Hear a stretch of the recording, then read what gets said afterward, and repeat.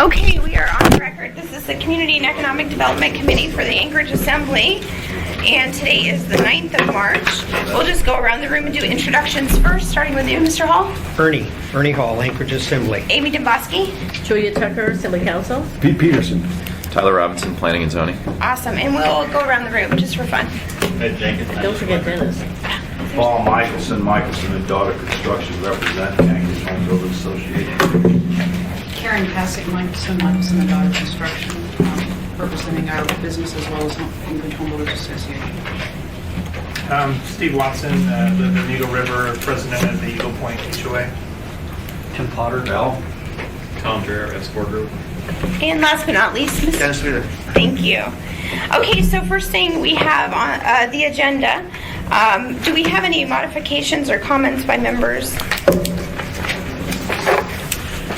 I'll make a comment on item number 3 when we get to it. I don't think we need to have a lot of discussion in regards to that till the P&Z is done, but I do have comments. Okay, sounds good. Peter, you good with the agenda? Yeah, looks fine. Tyler, we good? Yes. Okay, so let's go right on to item number 3. Mr. Hall.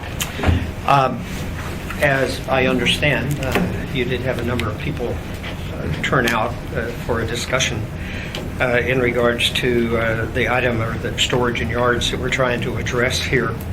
To say that I've had some interesting phone calls would be a negative comment. So one of the most interesting has been from a neighbor of mine who has a beautiful home, a beautiful yard. He's got 2 boats stored very appropriately. Good neighbor. But you know, the immediate thing is that the conversation started. Ernie, have you lost your mind? And, you know, he probably shares that because I've got 2 boats, I've got a camper, I've got an acre of land, I'm in the town area. The reality is all of those are covered under current municipal code. Doesn't have anything to do with what we're addressing here. If anything, it's a little more lenient because we reduced the distance from a lot line in this. So the beauty part is I get followed up this morning with a text from my neighbor that says, "Truth won out and God has protected the people from tyranny. May he continue to do so." You know, guys, the frustration level grows so high. I dealt this when I was on the State Board of Education, particularly when we were dealing with child care, preschool child care. And the thing that you realize that you do when you write laws is you write laws for bad performers. You don't write laws for good citizens because good citizens are concerned about their neighbors. They want to make sure that their neighborhood is well cared. They're not people that drive down the street throwing litter out of their car that somebody else has to pick up. But unfortunately, we've got situations in our community where individuals have let their property become so degraded to the point that other people in that community can't even sell their homes. And I think that we need to do something in regards to that. Tyler, I hope that P&Z can, massage this. You may be able to come up with a silver bullet. What I do know after 6 years here is it doesn't matter what you do, 50% of the people are going to disagree with it because honestly they don't understand it. Code enforcement drives through and they look at neighborhoods and if they're in good order and you don't have people that are just being a nuisance. They don't mess with you. That's never the intent. But I don't know where to go. This will not come before the body while I'm there. Because we had an interesting conversation last night, which will come up again later in the meeting in regards to some ordinances that Ms. Dembowski has introduced. That in the introduction, she asked that it not go before P&Z, which kind of led us into a discussion last night about the workload that you guys have got. And when we were discussing this, the administration basically said, well, it really wouldn't be a problem if you do it. We'll get it on the, I forget the dates, but it's like we'll handle it in the next 2 weeks or 3 weeks. It'll be It would have very been like the end of April. 16th of April. The 16th of April. You know, we'll get this done quickly. And at that point, I said, you know, I don't think any of us realize what we're doing here, because we're constantly throwing one more thing over there and one more thing over there. And honestly, we're waiting for a land use map that was a priority in November. And the only reason it hasn't come to us is there have been other priorities put in front of that priority. So I don't know where the answer is or where the solution is, but there's not a whole lot of meetings that we go through that we don't have one or maybe two items in regards to Title 21 that you know, could end up thrown in your lap. And maybe the solution is two P&Z committees. I have no idea how you managed to get this caught up, but I think your point about the fact that when we get this process going, you know, I would use the cell tower ordinance as a good one. Mr. Peterson did an incredible job of chairing a committee that everyone had a chance to participate in. I don't remember how many meetings, 5, 6, maybe as many as 7 or 8 by the time it was totally done. And we ended up drafting an ordinance that we had heard from the people there that we sent over to P&Z, but by the time it got to you, a new group of people were engaged in the conversation, and we end up again about, you know, kind of, well, let's stop and start over. And my question is, when do we stop stopping and starting over? Because things that play, you know, or have a big effect on individuals' day-to-day life, it seems that sometimes we end up kicking them around. We've got things that we were dealing with when I was elected to this body 6 years ago. So I don't know if you can fix it. But what I do know is during the time that we don't have the ability to make a decision, whatever it is we're trying to correct continues to be done uncorrected. And it kind of exacerbates the problem throughout the community. So good luck with this one. I think it's important. I think that it's costing a lot of really good people a significant amount of money because of deteriorated properties next door to them. And we felt that by limiting that to a specific space in a backyard that's covered, and we're not talking about boats and motorhomes, we're talking about junk. And I know that varies with the individual. What is my junk may be somebody else's treasure, or what's my treasure may be junk to you. So good luck with it. No, I appreciate it. I hope it doesn't devour too much of your time, because you know, if I went and played all the calls I've got. God, they're yours and not mine.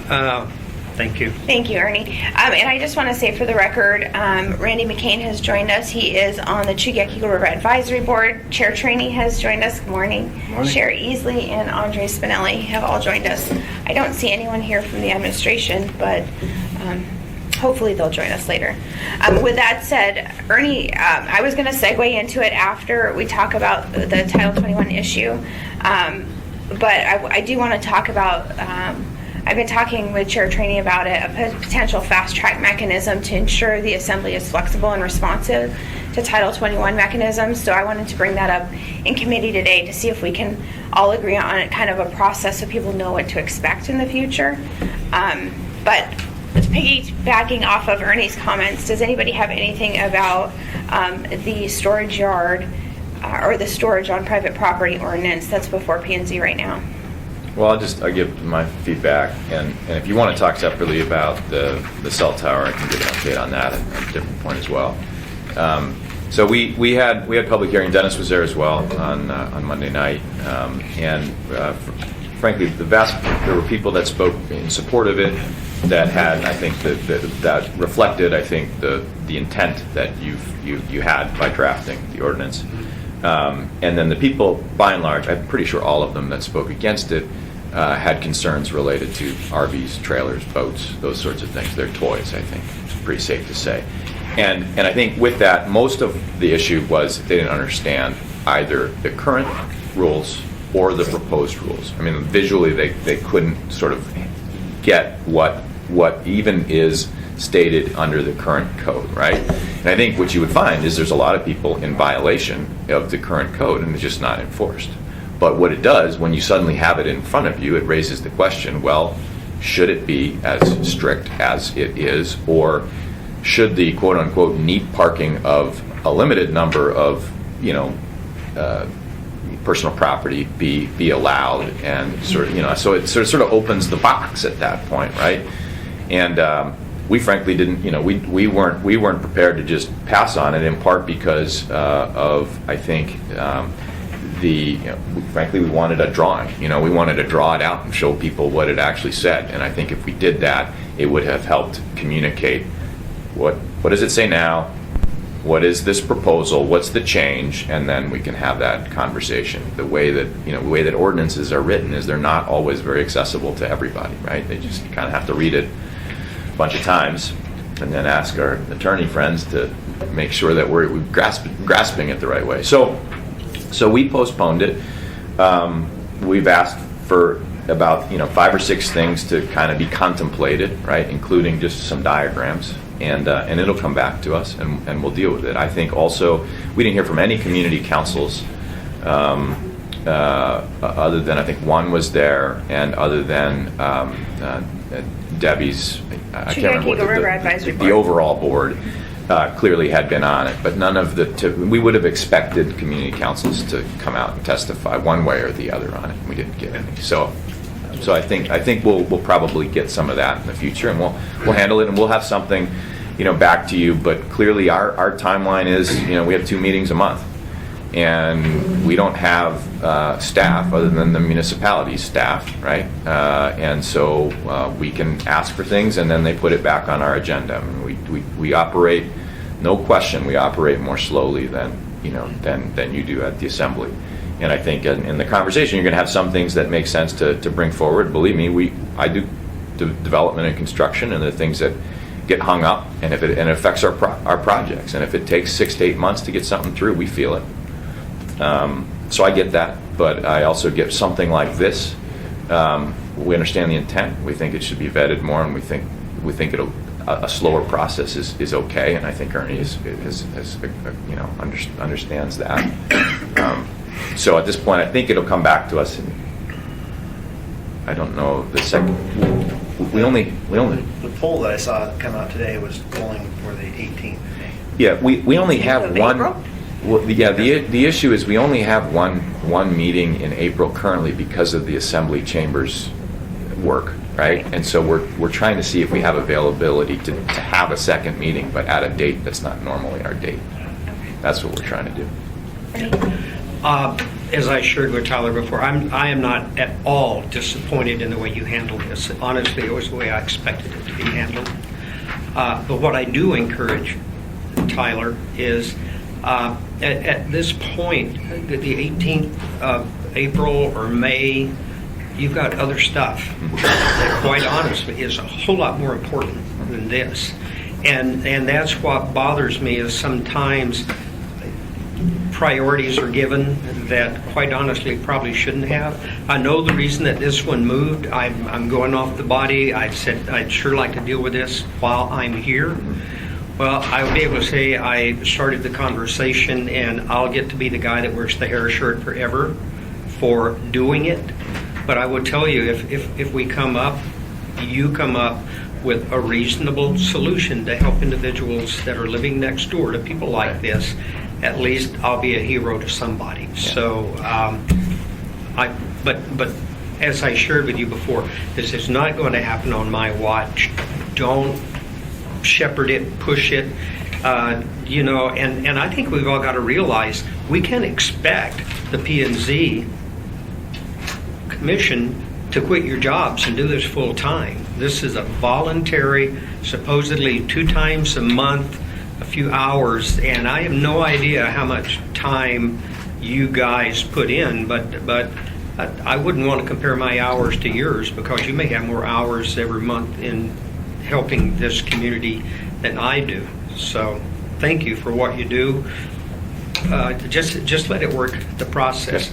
This isn't going, honestly, to affect a project or our lives as much as some of the other things. Right. So I think that the Assembly and all of us should understand that you need to have some involvement in what priorities are on some of this stuff. So just thank you. I appreciate how you handled it and how you're going to handle it. Great. Well, and I'll just say from a Chugach Eagle River perspective, I think you heard loud and clear what the Chugach Eagle River Advisory Board unanimously voted. And somebody like Debbie understands Title 21. Right. Somebody like Randy understands Title 21. He helped write Chapter 10. And so from our community's perspective, we don't want to be included in this ordinance. No, that's clear. And that's clear. I'll just tell you Yeah. that very clearly. That's how it's presented, and that's how. Yeah. I mean, there wouldn't be a change at that Yeah. level unless someone stood up and jumped up and down and said, "Please include us." Yeah, I don't know if you guys knew this, because I was not aware of it until I got to the meeting, but the staff did prepare an S version to incorporate I heard your that. exception from that provision. I heard that. So Dennis, very quickly, can you explain to us what the graphic is that you drew up there? Well, it has to do with the storage, so I was just going I had a feeling, to yeah. talk about it if you want me to. The main thing is code enforcement's been telling us for a long time, and I've experienced this as a municipal attorney, that it's hard when you're dealing with Title 15 junk provisions, because, as Ernie pointed out, not everybody sees an object on the ground as junk, right? So we really said, well, okay, if junk isn't doing it, then let's talk about storage. Okay, and it doesn't really matter what it is, whether you think it's junk or not. It could be a nicely neat stacked pile of lumber or a pile of firewood or some refrigerators, whatever it might be. The issue was you already had provisions in code about what you could and could not have in the setback. Driveways all the way down to within 5 foot are okay for parking, pretty much anything. Okay, so we weren't changing your ability to have your motorhome in your driveway, your snow machine trailer, any of that stuff in your driveway. The issue is really about this area here in your front yard. And side yard too, right? We didn't really mess with side yard provisions. Those are what they are, 5 foot off the property line. And what we did in the rear yard, we actually liberalized it a little bit because it had a restriction. And we changed the restriction so you could park more in the rear yard. Not a lot. It was like a 5 foot change, but we tried to change that a little bit. So this is the real driver. What's in your front yard in terms of storage? And how do we address that? So the idea was, in your front yard, you should have no more than 200 square foot of something, whatever that something is, or 3% of your total lot. Right, so an 8,000 square foot lot would be able to have 240 square foot of storage in the front yard. As long as it wasn't higher than 6 foot and greater than this limitation, whatever it might be.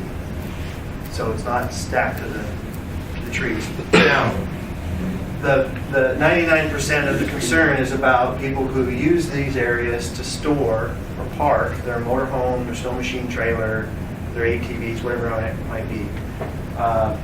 Obviously, RV, enclosed trailers, things like that are all going to be over 6 foot height.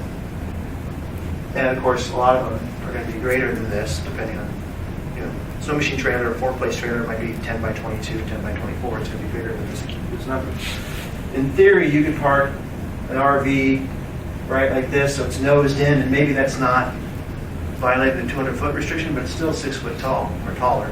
So the idea, one approach to this might be, all right, let's be more clear as to whether or not neatly stored Alaska toys are not prohibited in front yards. But everything else, like the lumber, the logs, the refrigerators, the stoves, all that stuff, no can do, it's over this limitation. So that's the rule. Tyler, is that a fair assessment? Yeah. The vast majority of people who have smaller lots, who can't access their rear yards because they don't have a usable alley, they're on lots where there's only the minimum 10-foot separation. They don't have no way of really getting in there, or maybe it's a townhome, whatever it might be. They want to be able to park their toys there. If we can resolve that, and explain it in the way that everybody understands and it's easily read, that might work. Yeah, as I read it, I looked at the ordinance and I said, well, I'm in violation. I would be in violation because I have a trailer that's parked partially outside my house like that, but in my plotted, whatever you call it, driveway, we actually just put crushed rock on the side and our kids park their cars on that side. So we're over there. It's not an Alaska toy, obviously, they're vehicles. Well, the and other- it looks nice, and our snow machine trailer's on the other side and it looks nice, but it's in our front yard. One more piece to this. This prohibition only applies to the first 30 feet of your lot.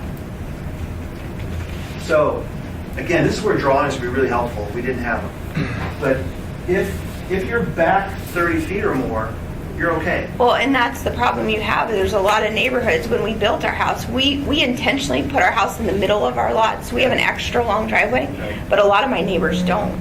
And so if you're saying you're prohibiting the first 30 feet, I think that's where a lot of the rub's coming in. Because if you drive through a lot of these neighborhoods, they have short, squatty driveways. They don't have really long driveways. But again, if they're in the driveway, they're okay. Well, but my point is, if the driveway's short and squatty, so is the front yard. Right. Do you know what I'm saying? I Right. mean, So it's how many people are Well- impacted by. So again, if you have exceptions for the RV, snow machine trailer, and so on, that are neatly stored, they're usable. They're not just junk in their own right, broken down, sure. unused. Then it wouldn't necessarily matter where they are in the yard. They're allowed. Dennis, currently, there really is no prohibition in the front yard. The prohibition is within your front setback, That's right? That's right. So the change is really from that 20 to 30 foot space, right? Right. And that was helpful. So there is a change. So currently you could, if you're outside of your front set. Now there's all kinds of people that are also within that setback. There's all kinds of people that are within 5 feet. They're in violation of the current code. None of us think it's an issue, right? A lot of us don't think it's an issue. And then really the question becomes, if we start talking about neatly, what's the line? Sure, Is it sure. 5 neatly parked RVs? Is it, and I don't know how you get through it. I mean, I don't know, because what Ernie might think might be different than I think, you think, all of us think, Well, right? one of the planning staff has a neighbor that parks 4 RVs in here, Yeah. and it's in violation of current code. And they call code enforcement. Code enforcement goes out to the person who moves a couple RVs, and then a month later they're back. I mean, that's Well, I think. obviously it's excessive, but you're not necessarily going to be able to touch every single problem. That's just a bad neighbor. Well, I think from my perspective, I fielded a lot of the same phone calls I think Ernie did. I think all of us assembly members did. I think now we've raised the issue, so you know what we're hearing and we address. I just reiterate the Chiyaki River position. Yep, So that's- with that said, I will. Are there any other comments from the Andre committee? had a question. Yeah, we'll go to that as soon as we're done with the committee. Pete, anything? Yeah, thanks, Madam Chairman. What about people who have actually gone and widened their driveway, blacktopped a wider driveway so they can park their, toys in or whatever? Interestingly enough, you can pave your whole yard, and theoretically you have a driveway. Do you have to replat it though? The only No. thing that, So the only policy is limitation you have where it connects to the right where of it way. connects to the road. There's a limitation dimensional there. So- standard of how big it so can be. According to the way the code is set up, is you could do something like that. That's your driveway. All of that could be. All that nice blacktop. Yeah. Okay, are there any other comments from the committee, Mr. Trainee?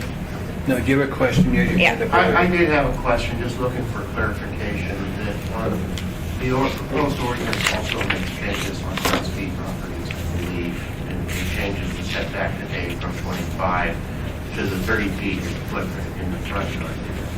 And that's new, that wasn't in the code when it originally passed. That was, there was a lot of opposition to the Eagle River area to that. We might be reading that wrong, but Yeah. I got change that we can go over.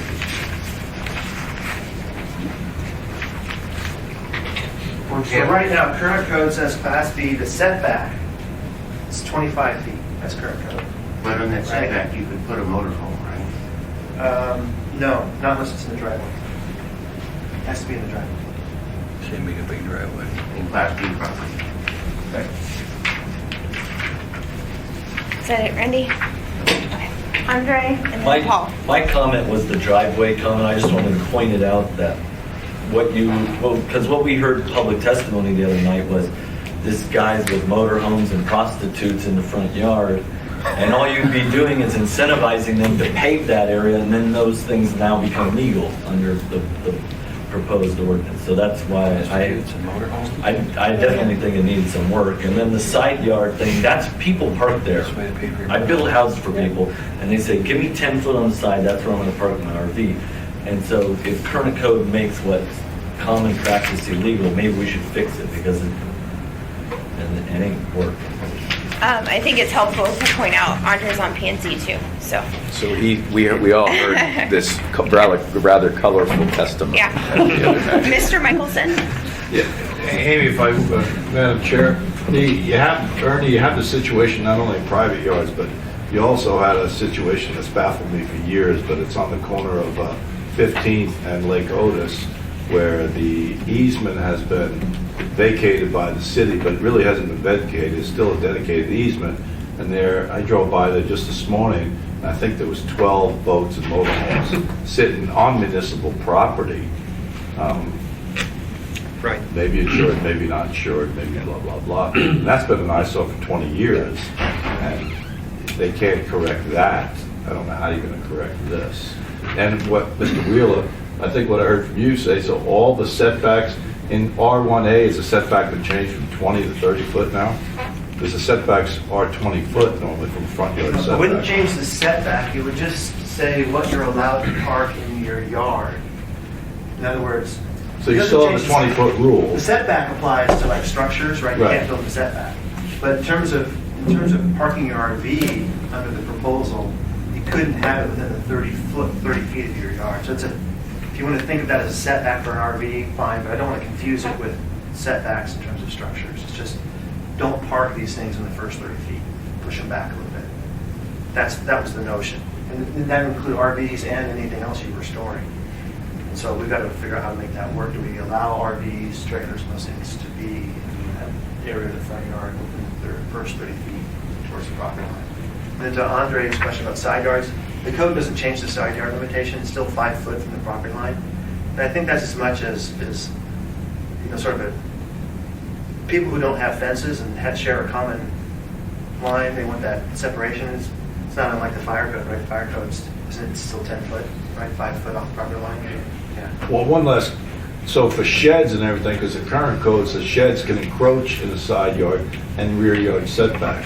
Although, and the shed can only be up to 240 Right, so the other thing, square feet. Are those still going to be allowed? those to are be- allowed, because the other thing to point out here, and this didn't come up in the conversation, this only applies to what we were calling outdoor storage.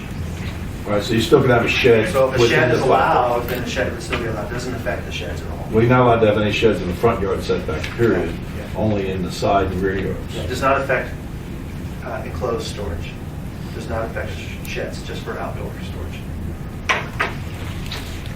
If I may, Madam Chair, right now you're allowed one shed. Is this going to create, Ernie, is this going to create need for people to have multiple sheds?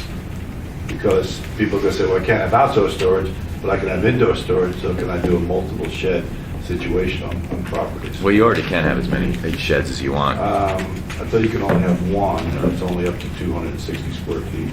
It's an overall lot coverage thing. I don't believe there's a prohibition against multiple sheds. There's a size of each one, but that's it. Anything else? Determines where you have to get a permit to build it or not. Right. Go ahead. Just if I could get some clarification so I can take it back to our association. Under current driveways, there's no restriction as far as like vehicles, RVs, trailers. Under current and proposed. Okay, Yeah. so that doesn't change either way. Right. Under current, not on the paved portion, things, even like an RV has to be 20 feet back, is that correct? Or there's no restriction? There's, what it says, there's no restriction. I thought you said it No, could be there is. within 20 feet. Yeah, all right. You're right. It's a setback. It's a setback of 25, the 25 foot for Class B, and it is 5 foot for Class A. Yeah, our current code. And So you're gonna be 5 foot off this front line. You- Under the proposal, you're gonna be back 30 feet. You can park in the front setback. So that first 20 feet for a typical single family, it changes based on the Okay. zoning. Only if you're in the driveway. Okay. The current code is silent as to what happens once you get beyond that 20 feet, Okay. other than not encroaching into the side yard. Is that fair? Yeah. Okay. And then, as far as not other storage, but vehicles, trailers, that sort of thing, the change is it now becomes 30 feet back, and that's not including the driveway. As currently proposed, it would affect every kind of storage. But Right. the request from the people that were talking last night, during public testimony, was they want to be able to continue to park their RVs and trailers and whatnot in their yard, even if it's not in the driveway. And I think it's fair, and correct me if I'm wrong, but the change would be 30 feet back, and it would also create a limitation as far as either that 200 square feet or the 30% of lot coverage. Because that's currently in code. So those are the three highlighted changes. But I think what we're hearing from the P&Z members and from the testimony and what was reported was for our community, so Eagle Point would be in there. There's probably going to be an exception for Chugach Eagle River, but I think it sounds like P&Z is going to take a real hard look at this for storage of Alaskan toys too. Okay. So just one more time, I'll give it a shot here. In the first 30 feet, you can have 200 square foot of storage, as long as it's not higher than 6 feet. You can get even more than 200 feet if your lot's big enough. So if your lot was, for example, 8,000 square foot, you could have 240 square foot of storage in this 30-foot zone, as long as it's not taller than 6 foot. Oh, even in that setback. That's right. That's right. And then behind the setback becomes unlimited? Unlimited. Okay, so a motor home, for example, not on the driveway, could not be within the 30 foot. It'd have to be a really short. Right, it'd be a really short one, okay. Yeah. But, and not more than 200 square feet. Right. Correct. Okay, that's what, and that's under the new, but under the current, that motorhome would be allowed to be parked there. Right. Okay. One more thing, because we really have to move on to Title 21. You can see why we- I know. There should be a timeline on that also. If you're doing construction, you ought to be able to exceed the 200 square foot Yeah. for a temporary period of time, 30 days, 20 Yeah. days, 50 days, Yeah. whatever. And make sure the zoning officers aren't running out to your sites and you got 280 square. Fairly feet. confident zoning officers don't run. Depends on who you are. That's a good point, because We'll dub that on the tape. No, I'm just kidding. right now, the definition for storage includes both temporary and permanent. Right. So in your scenario, if you've dumped your house package Cabinets. here, you've got a problem, right? Assuming the neighbors complain about it, right? Because it's all complaint driven. Right? Code enforcement should not be But out. all I'm saying is that P&Z should look at a timeline. Our intent was to, we caught Right. it. And we asked, Dennis and I had that conversation before we went to testimony. And here's the deal that's going to mess you up with timelines and why you may want to address the types versus the timeline. Because if you say temporary is okay, then somebody parks their motor homes or their, and then you come out and say, well, you've exceeded your 3 days. Okay, you move it and you bring it back the next day and you move it and bring it back, right? So neighbors get into those kinds of fights. And it's really hard to write something that fixes that. You're better off saying, a house package or a house under a building permit remodel, that's fine. The RVs are in good working condition, that's fine. All this other miscellaneous storage, no. Yeah, and I would think, I'm just thinking of how I've used my front yard before. When we were building our cabin, we had a bunch of BCIs and different building materials that we staged at our house for our cabin in Willow. And it didn't stay there all year, but it was there for a couple of months, and we would go back and forth, So it's not just for a house that's under construction necessarily. I mean, it was. What's your address again? Never mind. I'm not telling. Gives the military a better house. Yeah, I do, and it looks like a tree. I gotta tell you, I'm bringing pictures. It does. I can't even tell which one it is, except for it's very tall. Yeah. Okay, with that said, I'm going to close this discussion because we have a Title 21 coming. Thank you for your comments on that. Okay. And we will keep the community councils, everybody abreast of what's going on. Now, I want to invite Karen up to the table because Karen, I asked her to come today. Karen is a member of the Anchorage Home Builders Association, but she does a lot of design work, and she has been helpful in kind of engaging industry and figuring out where the problems are so far. So with that said, we're going to move on to the Title 21 amendments. And I want to be very clear first off. The Assembly has, when they passed Title 21 back in 2013, the body was very clear that they knew when full implementation went live that we were going to have issues. And we promised the community and the industry that we would be flexible and responsive and fast track some of these issues. The ordinance you have in front of you, I don't view as controversial. These are issues that Tyler's not going to be surprised when he sees some of them. They've been before P&Z when Title 21 was debated. I am asking for P&Z to not have to review every single change to Title 21, but I want to use the mechanism of this committee to vet the issues that we think have to go to Title 21 and the ones that we can fast track and correct.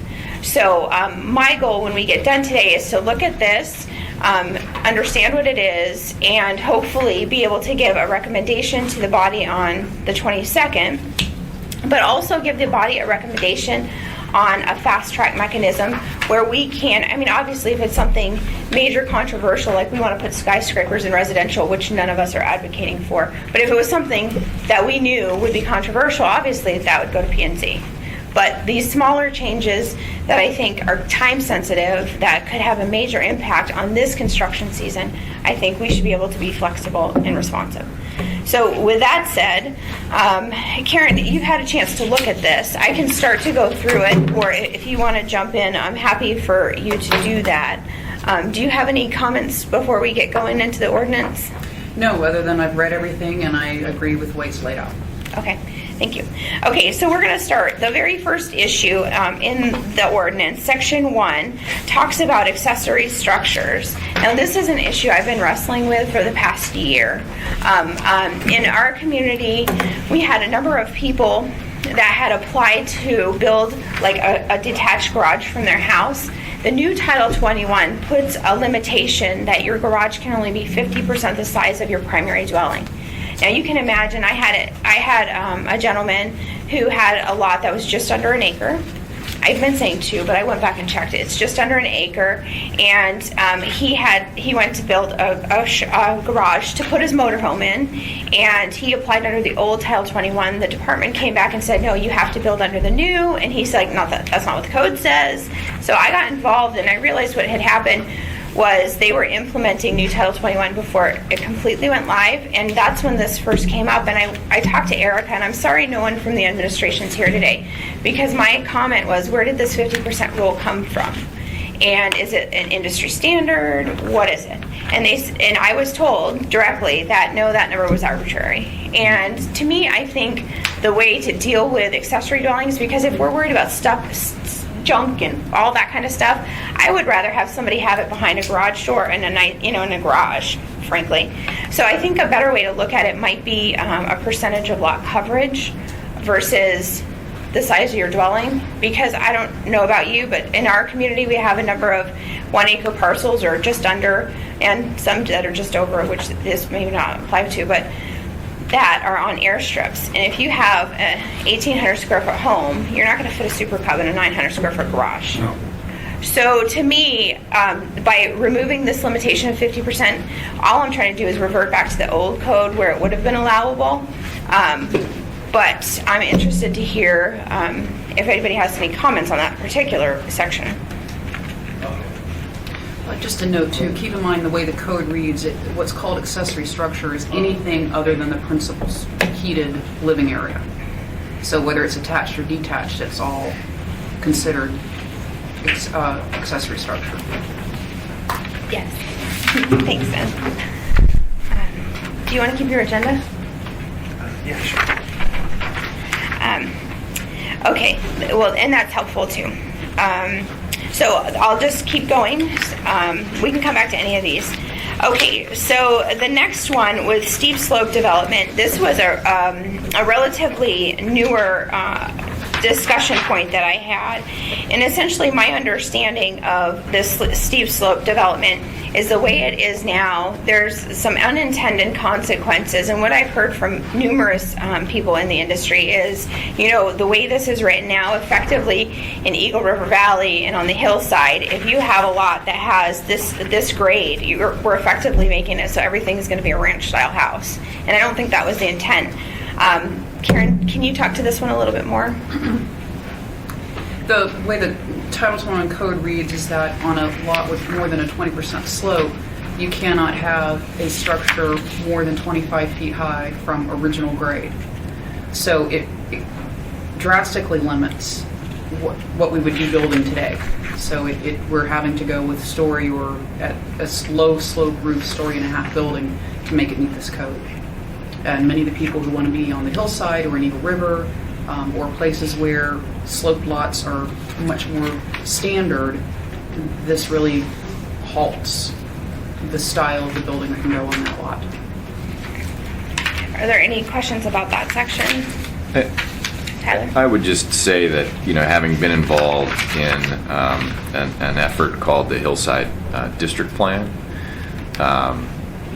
the issue of both how it looks, but also impacts of developing on slopes and drainage issues that it created came up a lot. And so, you know, I don't have any issue with it. I don't do a lot of development on the hillside, but I think you'll hear from people that have concerns on the hillside from large single-family homes that do a lot of grading, a lot of changes. So that's my only comment. You'll hear about it. Okay, I appreciate that very much. Ken. Yeah, the only issue that I really have is that I think there needs to be some reflection on the building height, that when you're on a steep slope, the way that the calculations are done now for your baseline elevation, that it does limit the height of the building that you can do. So I think there should be some relaxation of that, so you can actually get a taller building. Instead of 25 feet, maybe 35 feet or something like that on the steep slopes. But I will caution you that Mother Nature and gravity have no sense of humor. And if you screw it up on the hillside on the steep slope, you're going to pay. And your neighbors might pay and everything else. So as far as taking out, and I'm not an expert on Title 23, but when you build on a hillside, you need to do it right. If you're going to go with higher structural walls to work in and retain the hillside, you know, you really need to have those engineered. They have to make sure that you've got drainage behind them so you don't build up hydrostatic pressure and push the building off the slope. The other thing is that if you do go up into the Eagle River Valley, and I know that you're aware of some of the developments, one of the approaches to developing on those slopes is to just hog out a big cut, so that you have big steep slopes and you create a flat pad to build a house on. And that, in my view, is not necessarily the best or most sensitive way to do things, and does create some potential drainage issues. Well, and I want to be very, very clear. We're not at all recommending changing Title 23 or the building codes. So all those building requirements that are in Title 23 right now are going to stay. Yeah, and So, what I don't know is that when Ron wrote up his kind of review of what it really meant, not being an expert on Title 23, I guess I'm not convinced, and I'd like to take a little bit closer look, that everything that is being wiped out of Title 21 is actually covered in Title 23. well, I can tell you, and I'm gonna be very sensitive and direct when I say this, because I know the mayor made a comment last night, and I want to be very clear. I helped write this with Ron, who was a former building official. The industry did not write this ordinance. And so when I'm talking, when I did sit down and have many meetings with them, but to be very clear, Title 21 is land use planning and zoning, right? Title 23 is building codes. Building codes belong in Title 23. And so what we're seeing is when industry's coming to us and they're saying, listen, we're going across the counter, and now people are looking in the zoning codes for building codes, and there's creating confusion. And I think from a legislative perspective, I think we just need to be very clear. And I think you're right, but I am comforted in seeing that what is being removed here is in Title 23 because I looked. So I think it's okay, but I would love for you to scour it. I would like to take a look at it. Yeah. Have the time to do that over the next week to do it. I'd appreciate any comments you have. Thank you. Amy, Tyler, and then Pete, and then Paul. just to comment, I've looked, a lot of communities that have alpine settings and things like that do actually have sections of their zoning that tells you what you can or cannot do, right? Because you're trying to create something in a relatively fragile environment. I totally agree with you that we shouldn't be redundant when it comes to those the building and the technical things in the zoning code. But I just wanted to point out that it is common. We've, as a community, not really decided to go there, but there's reasons why some communities do. And I think if you ask people in town, there's probably some people in some areas that would actually like to go more to that, but we haven't agreed on where that ought to be. Thank you. Pete? Well, and I was just going to, when I saw the slope written in here, the first thing I thought of is, well, yeah, they're just going to go in and dig straight into the hill, and that way their overall height would end up not being above the 25 feet, so that's how they would get around that.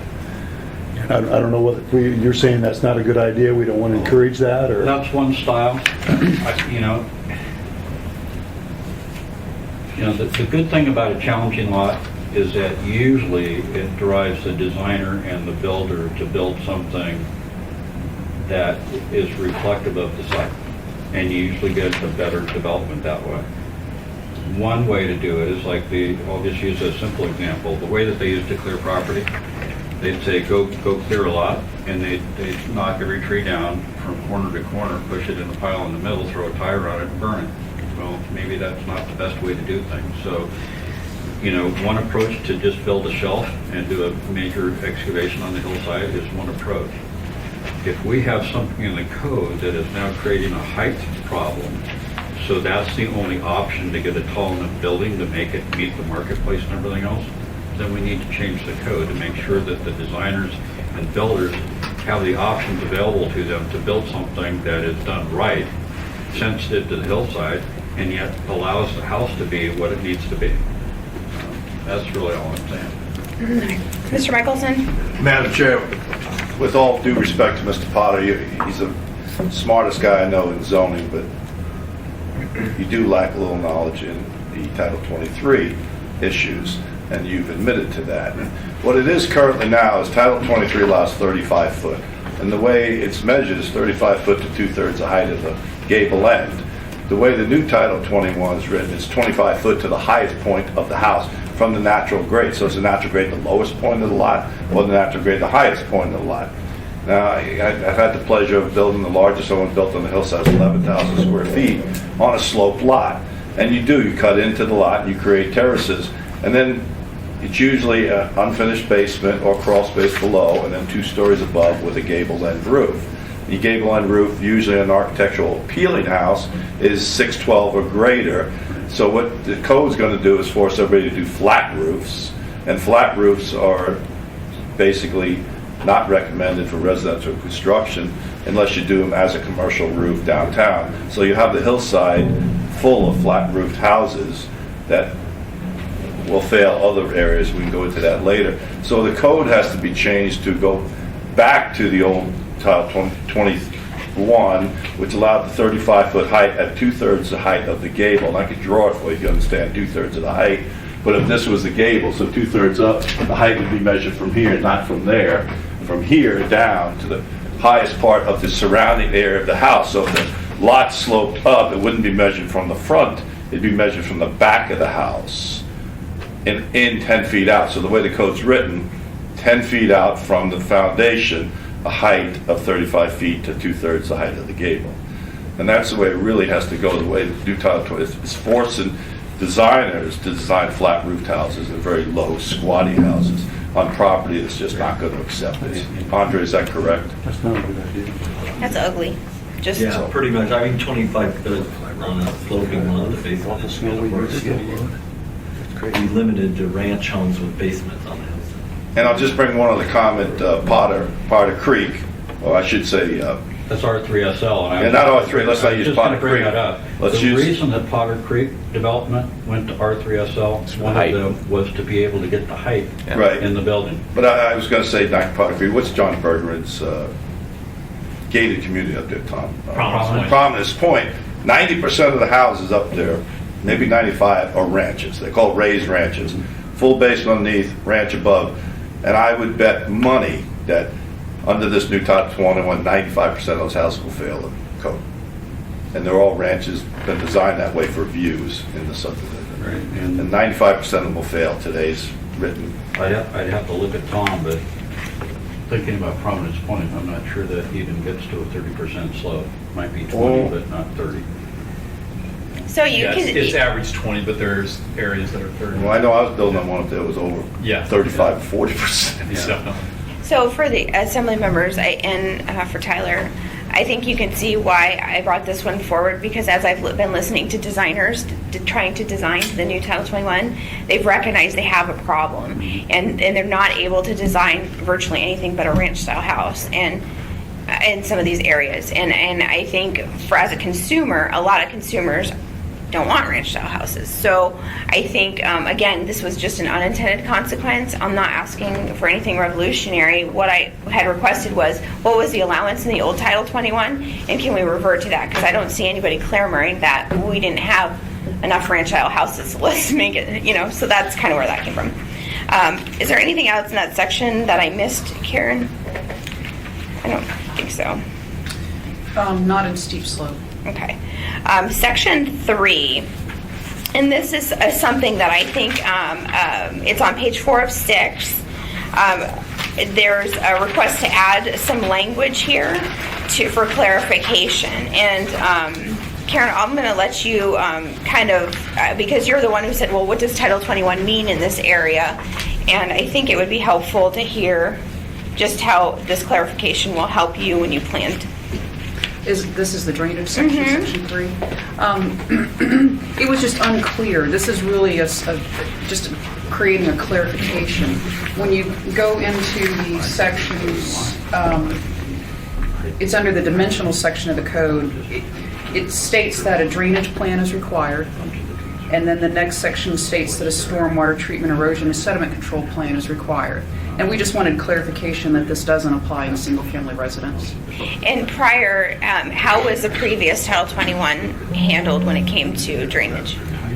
You simply took your site plan that you submitted where the surveyor created it, placing the house on the property, and you just simply drew arrows showing where your water drainage, where it was going on the lot. You didn't have to add calculations, you didn't have to add the features that a commercial site plan would entail. So we're just looking to clarify. It doesn't say here in the code that these do not apply to single family. So I think my understanding of it, and the reason I asked to have this one included when we were drafting it, was because it seemed to me as I was listening, and Chris Schutte was at that last meeting. I wish he was here today, but it seemed to me that the intent was for commercial, not for residential, but the new code doesn't spell it out. It's kind of ambiguous. So I thought it would be helpful when you have designers that are asking, well, what does this mean? And I can't answer it for them, and neither could the department. I thought it was helpful just to put clarifying language in there. Yep. So that was the intent on that one. Tyler? Yeah, and I just, we've done more to the new code, both designing and build, than anybody else has. So if anybody's uncovered issues, it's us. But I would say that the on this area, and we're not going to fix it here today, but there is a contemplation, I think, floating around that right now there's a big difference in treatment when you go from a duplex to a triplex, right? And that's a cutoff. It's not a cutoff in the financing world, but it is in the way that it gets reviewed at the city. And so, we've done developments that go from a duplex to a triplex, and right away you're $60,000 more than, forget the building itself, right? Just because you have drainage, you have stormwater, you have the engineering associated with it. And I think at some point you'll be seeing some suggested language from us that looks to exempt some of those situations to encourage some of the smaller multifamily in our neighborhoods. Okay, that's fair. But I get why there's a clarification here. Okay, thank you very much. Okay, so the next one, let's move on to. This is one that has boggled my mind. It's the window issue. And so the new code requires that 15% of the front facade, right, has windows. The thing that boggles my mind is they are not counting the windows in garage doors, but they count the garage doors for the square footage where you need windows. So did you bring any examples today? I brought one. I got copies of the. Well, it's interesting to me because when I sat around with 5 different designers and they had pictures of homes and stuff. I'll pass these around. That they're having to design now. Frankly, there's a couple issues. One is they're having to put in basically big ugly windows that don't fit the design at all. But now that they're having to increase the window ratio in the front, it's messing with some of the energy rating too, because they're increasing the windows. So I'm not sure there are consequences, but it's weird how the calculations are going. Well, if you add this kind of roof versus that kind of roof, then you calculate it this way. If you have a garage door, you were counting the square footage, but we're not allowing you to put windows in it to alleviate for the 15%. So to me, the recommendation that I'm going with is just dropping it down to 10%, because I think in a nutshell that'll probably capture 98% of the problems that designers and architects are having. But that's fine. But with that said, I'm going to let Andre explain this picture first. So what we have is a ranch house for North Point Bluff, which is on Government Hill. And basically the lots are tiny, so this house is pretty small, but it's barely squeezes on the lot. And the standard plan, it requires 50 square feet, or it provides 50 square feet of window, and they count this window, and the front door also counts. And so my total area here is 634 square feet, and 15% of that requires 95 square feet of window. And so as you can see, my standard plan has 50. Now down here at the garage, I need these shear panels on either side of the garage. That holds the building up. At the front door, I added as bigger of a window than I can actually comfortably fit in there with trim. But I just maxed out the window next to the front door. And then in the bedroom, I need those shear panels there as well. And one of them is hiding a closet, so you wouldn't want the window in the closet anyhow. But and then I turned that window in the bedroom into a 6 foot wide. I widened it up by a foot and then turned it into a sliding glass door just to get the extra square footage of glass. So now I have a bedroom on the north side of the house with I don't know, I probably wouldn't want to put my daughter in a street facing bedroom with a big 6 foot glass window door. But anyways, and I still, even with those modifications, I only get to 74 square feet of glass. So I still need 21. And I'm kind of like, where do I put it? I can do some funky engineering and bring this window all the way out to the corner of the building and just make that room really glassy and cold. Or I can add fake windows up in my attic, because this whole roof up here counts as my wall square footage. And that's, it's not like a living attic. It's, blown in insulation, uninhabitable attic. So that's basically it. So that's one example. Karen, do you have a copy of your example? Or is this Yes, what better? but I want to comment on Andre's example here for just a minute. What he's showing you is that the face of this house, all the way across and up to the gables, any place that there would be siding if there weren't windows or a garage door, is 634 square feet. Now we're required currently to use a 15% opening, and what we're proposing in this code is a 10% opening. So even if I take this at 10%, would be 63.4 square feet of glass required, and this house still won't meet it. Okay? Down here, with the sliding glass door in the front, it will meet it. but who wants to put a sliding glass door in the front? The only way you could make this house work and meet the 15% or the 10% is to put a hip roof on it and not have any siding. Does everybody know what a hip roof is? Can you give us another A just in case? hip roof is like a half of a pyramid. Instead of a flat face, you've got a sloping face, and then the two sides down the roof. So if this house had a hip roof on it, this would meet the standard. So by taking the 10% or the 15% standard, we're going to be seeing a lot of hip roofs in the city of Anchorage so that we don't have this wall surface to deal with. One of the things I proposed to Ron, and I don't know if he even sent this over to you, was why not take and just deal with the wall surface, not the gable surface, so that everything from here up doesn't matter, whether it's a hip or a gable or whatever. I'm taking the roof design out of the equation and just dealing with the wall design. So I don't know what, without doing this little, the calcs here, what the wall surface would be without the gable end. But especially when you're dealing with little, very small houses like this, it's really, really difficult to make the numbers work when I have to deal with the roof design. So that would just be my comment on this. I'm very supportive of the 10%, but I'd like to see it personally go even farther and take the roof design out of the equation and just deal with the wall.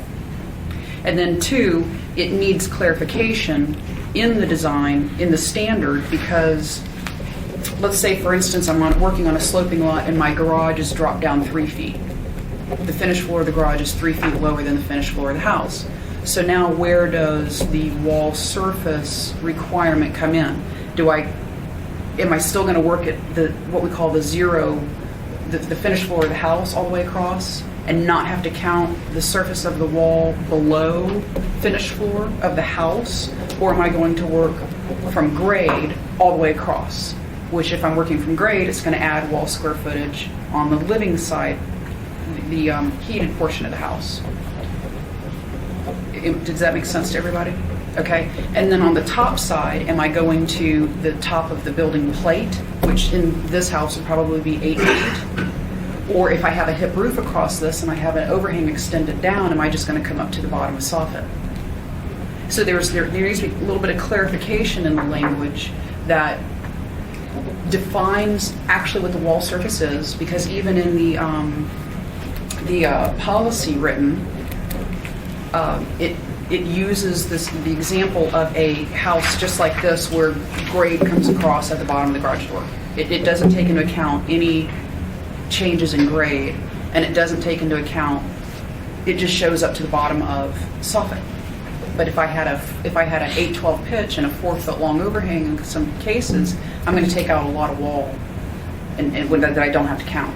So it just needs to be clarified a little bit. But the way Amy, even if the way that the change in the ordinance is written, it's a great solution, but I would still like to come back and see it be clarified not only as to what wall surface is, but also by taking out the roof design. Okay, I appreciate that. Tyler, then Paul. So I'm just going to talk about section 5 first, because I do want to break them into two.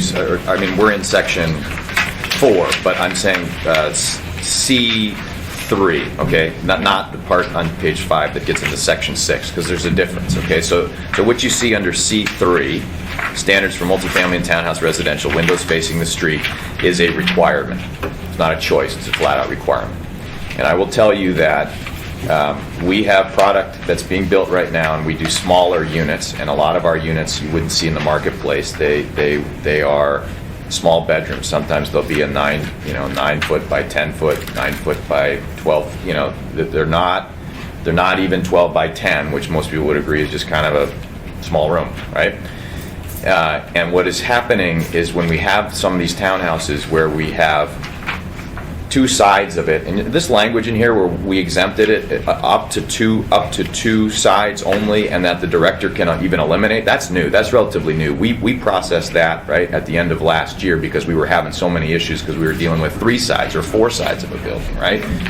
But what I will tell you is, after having the pleasure of taking my board chairman through stuff that is currently framed up, and they would say, why in the hell do you have these windows as big as you do in these bedrooms? Where are you putting a bed, right?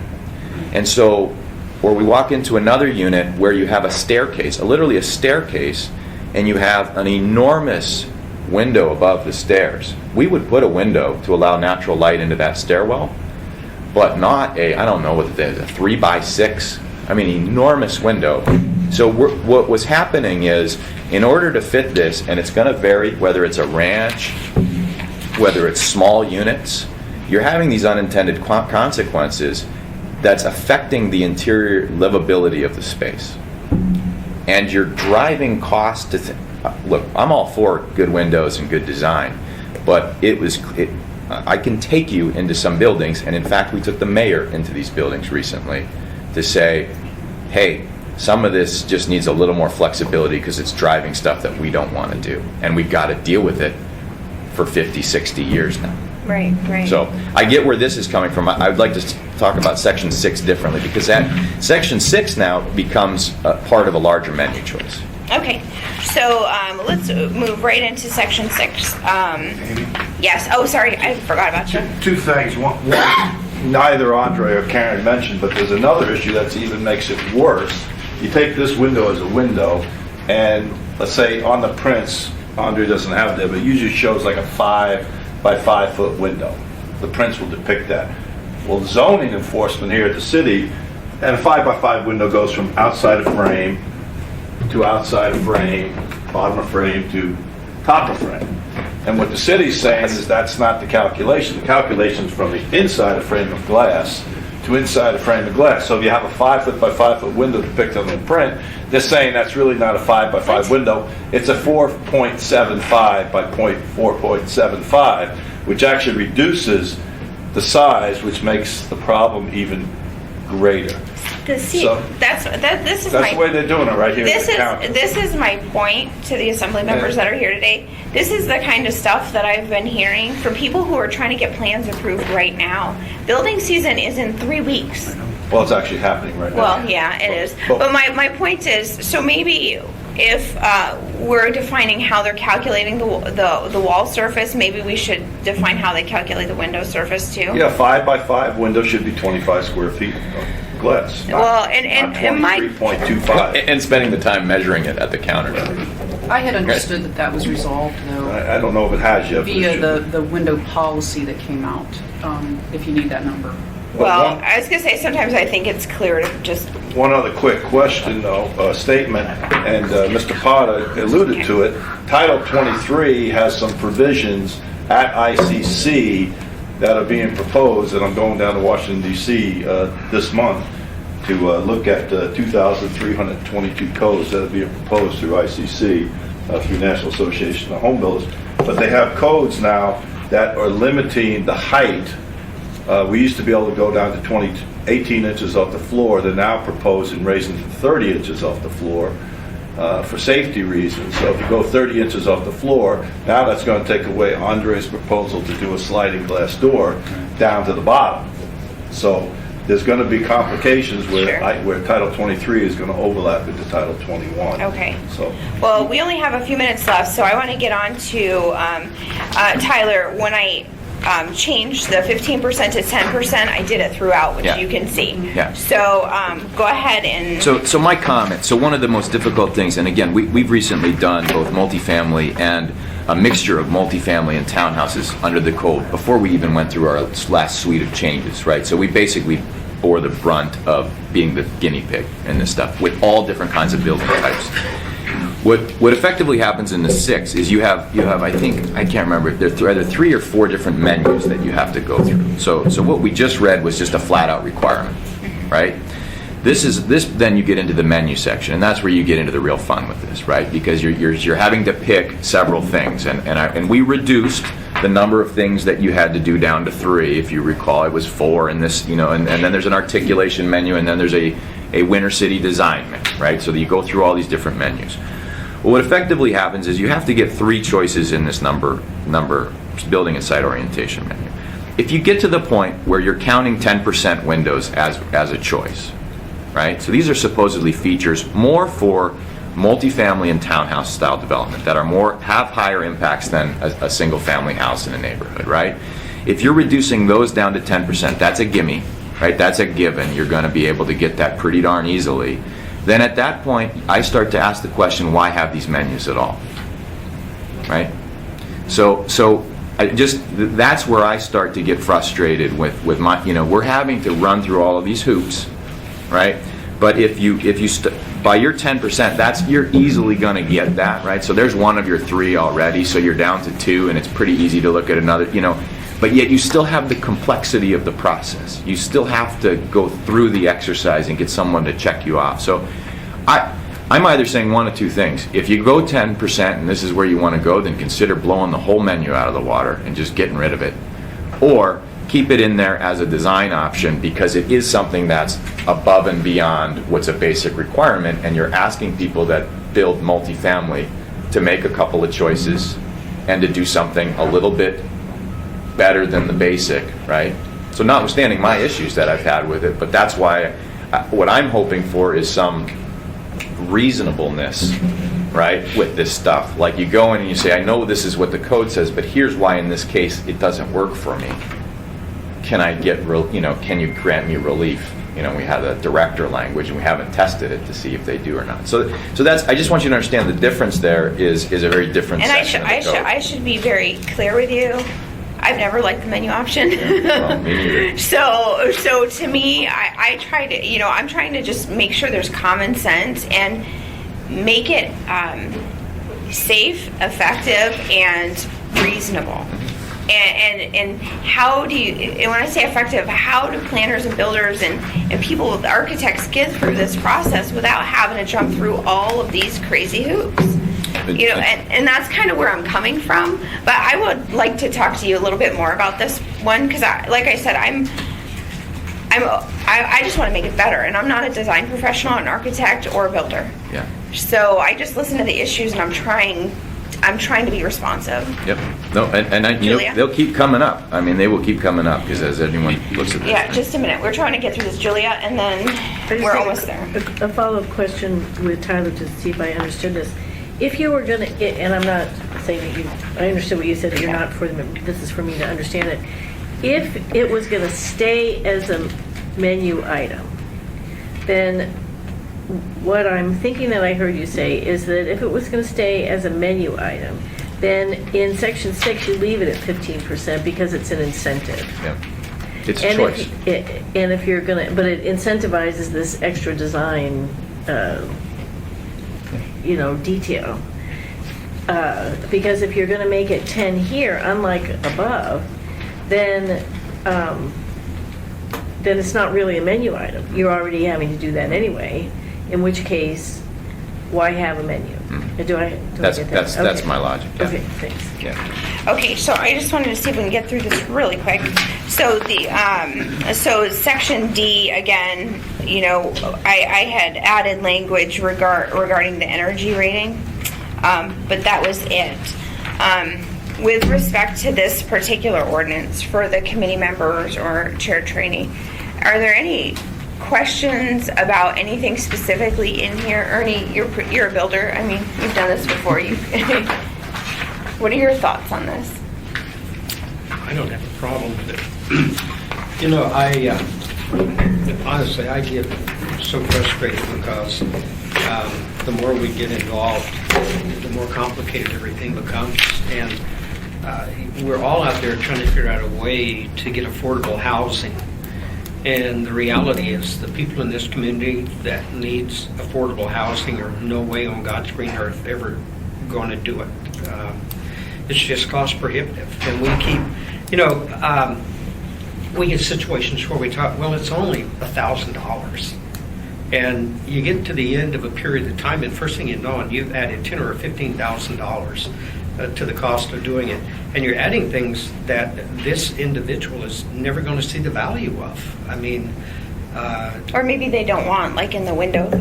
Well, it's that, but it's also just the fact of the time that's involved in being able to make a project happen. I have no idea how you could even trace that, but it's thousands of dollars that you spend waiting on somebody to take a scale and measure the square footage in a window. They can't just look at it and say it's a 5 by 5, that's 25 feet. And the thing that frustrates me is while we're doing it, and it's interesting that there's no staff here, but how much time do we use with people sitting there doing that, and these permits keep backing up and backing up and backing up. I don't know, there's a catch-22 that goes on there, and I have no idea how you eventually develop a way to get around it, but it's really frustrating. At the end of the day, these people that want to buy affordable housing are paying for it. So, no, I appreciate the fact that you've stepped forward in doing this, and quite honestly, I've sat here, and unless I've misread Tyler's body language, I didn't see him go, oh my God, in anything that we're discussing here. And I've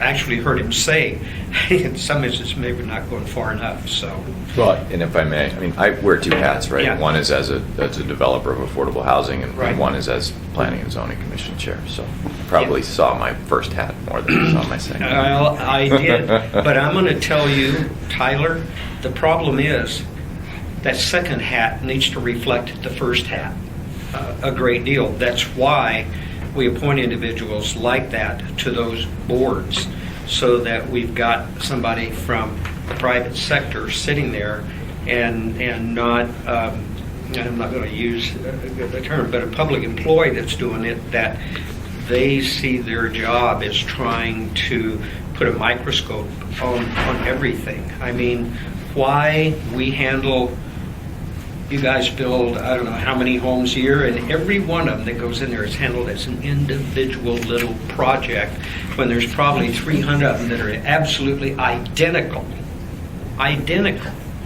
And Well, and I think that's the point, is we're just trying to recognize, we know what's happening in the economy. And I don't want to lose this construction season for stupid reasons. I mean, to be honest. And when you look at some of these things, how we're measuring a 5 by 5 window, or how we're, forcing all these extra windows. Listen, I love light. I have a window in every one of my rooms in my house. I love them, and I have extra big windows.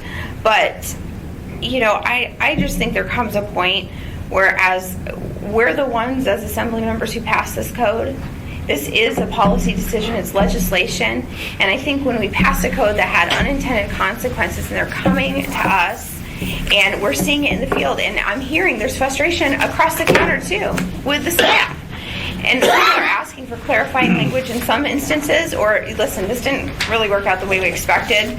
Let's just go back to the way it was last year. It's not reinventing the wheel, and that's why I brought this forward. With that said, Mr. Peterson, do you have anything?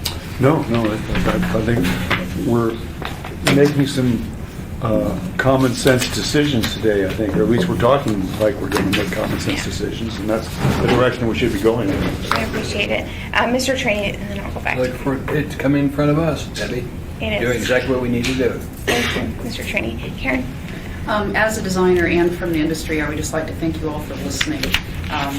We want to continue to work with you to help vet these different portions of the code to make it easier for everyone, people behind the counter as well as the industry, to make this workable and to make Anchorage a better looking community. So we're all in. We really want to work with you to make this simpler and better and more efficient all the way through. I appreciate that. Mr. Potter? Just real quickly, working with Tyler and Cook Inlet Housing Authority over the last couple of years trying to deal with this. This is the window issue is one of the best examples of when you don't test what it is you're proposing. You were a big proponent of that before we did it. I remember. And now Cook Inlet Housing, along with our design group, has been testing the heck out of it. And the window component is one of the most frustrating things that represents why you need to test things fully before you implement them. There are unintended consequences. I think there should be a well-defined base area of the face of a building that is your baseline measurement. You're absolutely correct. Because if you don't do that, then you're not getting any benefit of going to a bigger front, like your example. And then you're going to push everybody, all the designers and builders, to go to the same roof style, a hip roof, to try and work around and play the game. Or they're going to be putting windows in the damn attic, which doesn't make sense either, just to meet the requirement so they can get their permit and get the house built. Right. So when we devise requirements as minimum standards and don't really understand what that means, we've created this exact situation. So I'm not sure that 10% is the right number. In many cases, it may need to be less than that. Okay. And the design solution needs to respond to what it is you're trying to do. Now, I can tell you that this part of the code, from the staff standpoint, was to create a situation where nobody could build a snout-nosed house again. So if the issue is really you want the front door and a window to face the street, say that. Doesn't have to say how big it is or anything else. Why you wouldn't want to have garage doors count for part of it, I don't understand, because, that might not be eyes on the street, but it is aesthetics. And we're looking at both things here. And you've discredited with requiring 15%, all the different things that you could do to make a building more aesthetically pleasing, all to have eyes on the street. And I'll tell you, I haven't found anybody in the planning department that we've dealt with during the whole rewrite of Title 21 that understood design, cost implications, or anything else about any of the stuff that they were doing. But I can tell you that the percentage of 15% was set as a high point at a minimum to create a situation where you had to have a crap load of windows in the front of the house. And that forces the building to be wider or taller. And we're in a situation, and you're absolutely right, for the affordability of homes in this town, front footage, whether it's building the improvements for the road and the sidewalks and the utilities, or the value of the lot, the front footage is going to be the most important component to addressing the cost issue. So that drives everything to a narrower building. Sure. I appreciate So that. if you want a window to the street and the front door has to face the street, set that as the minimum standard and get on with it. Yep. Okay. I appreciate that. Well, with that said, we only have a couple minutes left, and there's two more things I want to accomplish. My intention, I think we've heard some comments today that I think were helpful as far as defining certain things. So I'll work with Julia to bring forward a couple of clarifying amendments, maybe. We lost Mr. Hall. I know. Can I just say something real quick on Ernie's comment on affordability? We were just told by a banker that sits on our board that every $1,000 you raise the price of a house adds, Andre, was it $8 or $12 per month for a 30-year mortgage? So every time $1,000 is added to a house cost, you got to extend it out. And true, the average mortgage doesn't go 30 years, but the life expectancy of that house, it adds hundreds, Sure. thousands of dollars to the price of the house. Sure. Okay, well, with that said, when Ernie comes back here, in just a second, I want to see if the committee wants to make a recommendation on this one.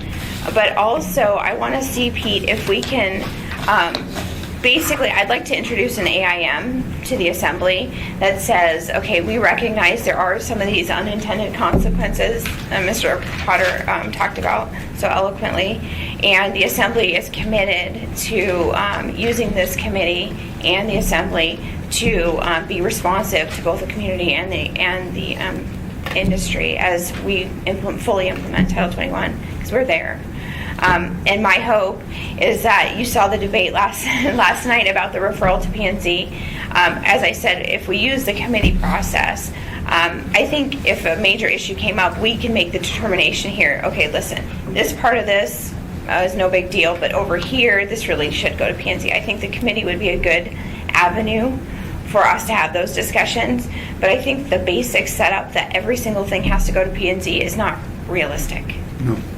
And so my hope, when Ernie comes back, is that we can, all three of us as the committee, come together and say, okay, this is our intent moving forward. That way we don't have, the fights that happen maybe, over what should and shouldn't. I think those discussions should happen in committee. Makes Is that makes fair? sense to me. Okay. Julia? I have a question. For that, if I'm understanding you, it's not that this committee would make the decision on every, or is it, every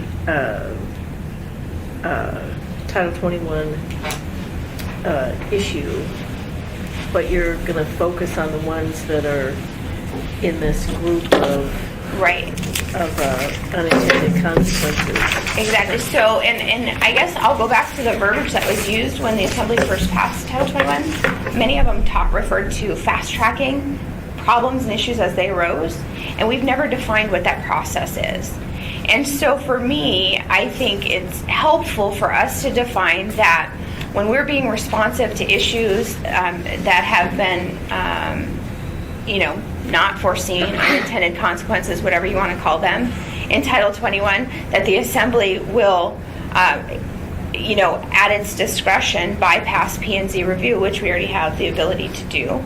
But the committee is committed to looking at those issues and making the recommendation to the body. So, like I said, with the ordinance that I have right here, I intentionally did not refer to P&Z because I think this is just common stuff. And I don't think putting it off another couple months is going to be helpful, especially when we have designers that are designing for houses that are going to be breaking ground in just a few short weeks. And so that's the challenge. Mr. Trini? Terry, do you have a list that says what's coming in front of P&Z and what time frame you anticipate you're going to deal with it? I'm concerned about, like, cell phone towers. When would that be coming to the Assembly from P&Z? So, we don't have a master schedule or anything. And we get our calendar, we get a 3-month calendar and it'll list, they don't even book cases, but for, whatever it is, 45 days out or So whatever. they don't give you a schedule that says what we've got coming up. But specific to cell towers, look, whether it's the land use plan map or a cell tower ordinance, those more complicated items take time. They take a lot of time, and I've tried to talk to Shooty about this and others, because what'll happen is that we'll hear it the first time, we'll have a public hearing, we'll hear a bunch of stuff. We're not in a position to really, it's not like we're approving a case. We're amending a recommendation, which we're not going to sit there and do that night typically. So typically then that doesn't come back to us for another month, right? And then at that point, then our resolution comes the following month. So, best case on a complicated situation is you're looking at a 3-month turnaround to get a resolution from us, an action in 2 months, right? What happens with cell towers is there were enough, and I know there was a lot of work done here, but then we get a bunch of testimony, and unless we just sort of ignore the testimony, and pass it along, we have to sort of respond to the issues that get raised. And when cell towers, we heard it both from industry and from community. And because it's complicated, and we appreciate, Dennis's availability, we had a meeting here yesterday. So we've had a number of work sessions. Probably before we're all said and done, we'll have 4 work sessions. And we'll likely, we'll hopefully, if that's a clear enough proposed ordinance comes out of that, then our hope is that we have it by this special second meeting in April for action.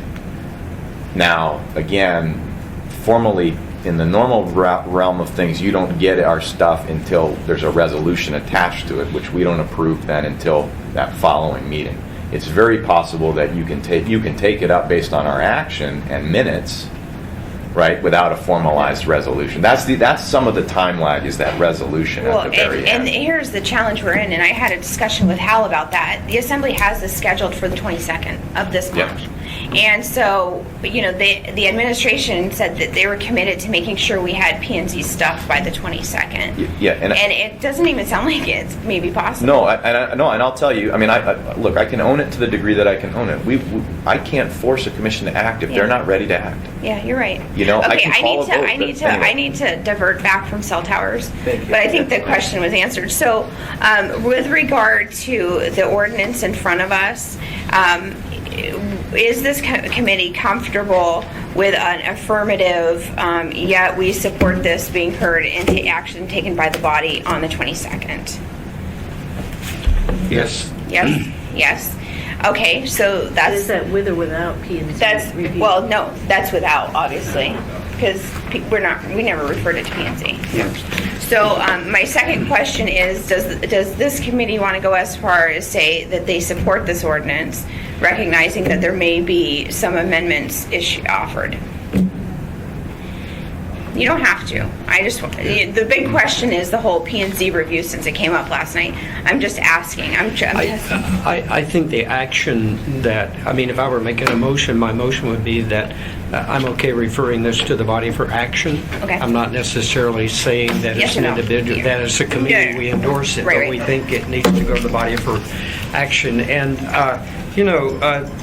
there's something that's important, I think that we all understand. I wasn't here when P and Z was created, but it's my understanding the reason that happened is there was so much time being eaten up during assembly meetings taking testimony on issues that the decision was, we're not getting the rest of our work done, so we'll create this body that will be able to listen to the testimony and then give input as a group. So when an item like this comes through and we make the decision about, we're going to save P&Z having to listen to this, we'll listen to this ourselves. I mean, the ultimate testimony is always before the body. So when we're handling an item like this, all we're doing is saying, no, we want to hear this one ourselves. So this thing is so, tough and having to handle because we've created so many processes that it's unbelievable. Because I understand exactly this body, we sent over the cell tower. The testimony that we had was unbelievable, but yet on the final meeting, we have two people from two different community councils that come in and say, wait a minute, we didn't know, we haven't been involved, stop and start over. And you go, there's a time when you quit stopping and starting over. You have to take an action. So, they move over to P&Z at that point in time. Now, when you get done with it and it comes back before you, there's going to be another whole group of people that are going to show up and testify to you. Where did this come from? We haven't had a chance for input. Stop the process. So, okay. Well, I agree with that. So I will. All of us were shaking our heads that are on the committee, the voting members. Sorry, Tyler. Affirmative. In the affirmative, that the committee supports the assembly hearing and taking action on this item on the 22nd. Okay, wonderful. Amy, can I just one comment? Yes. So at some point, there's a line, right, that says this is a more significant issue, Yes. and there's a reason why there's kind of multiple bites of the apple in our process and in every other community around the country. So I respect that you'll know when that line is. I would say that I would request that if you're creating a process here, there's at least an informational report that goes to the Planning and Zoning Commission, because otherwise, Absolutely. if not for this committee, but the whole a simple staff report with, this was what was adopted. So because we're the ones, again, at the end of the day, that are implementing the code, right? We're reviewing cell towers Sure. as they come in. I think that's a fair analysis. So my second point, you stepped out for just a second, but we were discussing it. I would like for the committee to put together an AIM. Julia, did you write down what I had basically? I forget. But basically, Well, you said it was fast track.